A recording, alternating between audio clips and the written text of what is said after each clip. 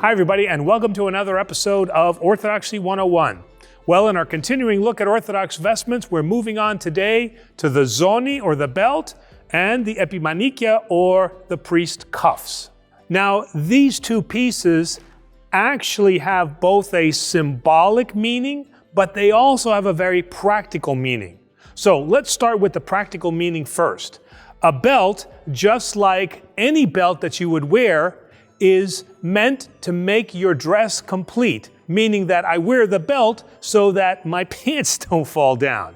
In the case of the vestments, what the belt does is it keeps the epitrachili or the petrachili now from shifting and moving around. So it keeps the vestments in place. Now the symbolic meaning of the belt is that the priest wearing the belt is girded with the power of the truth or strength that God gives him through his grace. Now, girding, we could use another term and say invested with the strength of God or invested with the truth of God. Now, the prayer that is read during the putting on of the belt is, "Blessed is God who girds me with strength and makes my way blameless, always now and forever, to the ages of ages. Amen." Now, before I put the belt on, you'll notice that on our model here, we've already put the belt on to kind of give you an idea of what it looks like. So I'll just go ahead and put the belt on right now, and you'll see that it just very easily ties.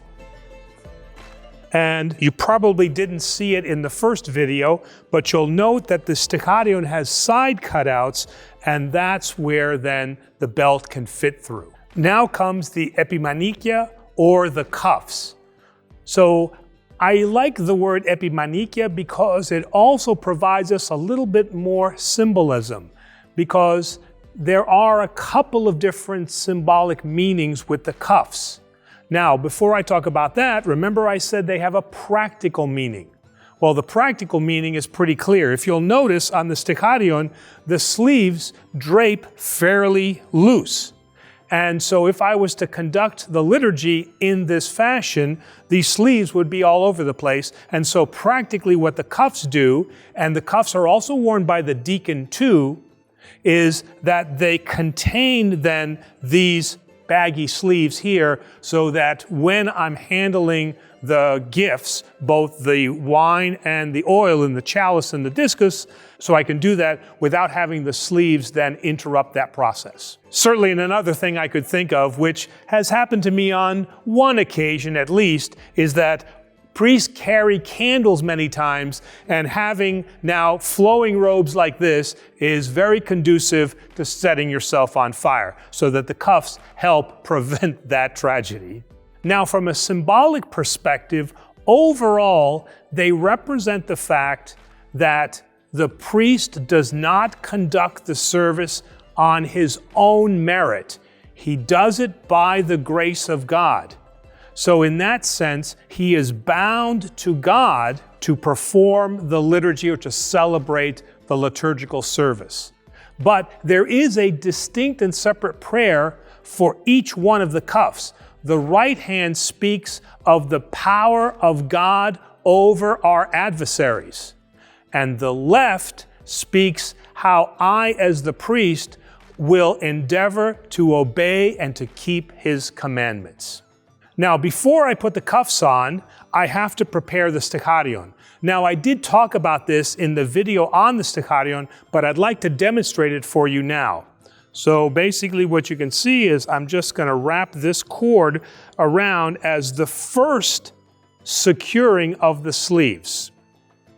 And this will be done in preparation for me to put both of the cuffs on.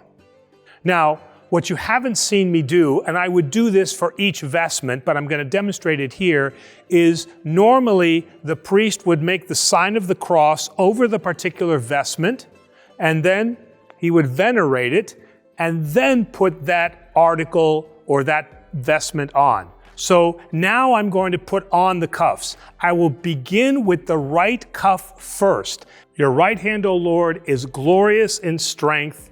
You have crushed your adversaries, and in the fullness of your glory, you have shattered your adversaries. And now just to clean everything up, I'm just gonna finish this cuff. I'm gonna pull the sleeves down, and what it does is it gives everything then a nice, smooth, and clean look. All right, let's move on now to the left cuff. Your hands have made me and fashioned me. Lord, grant me understanding that I may learn from your commandments.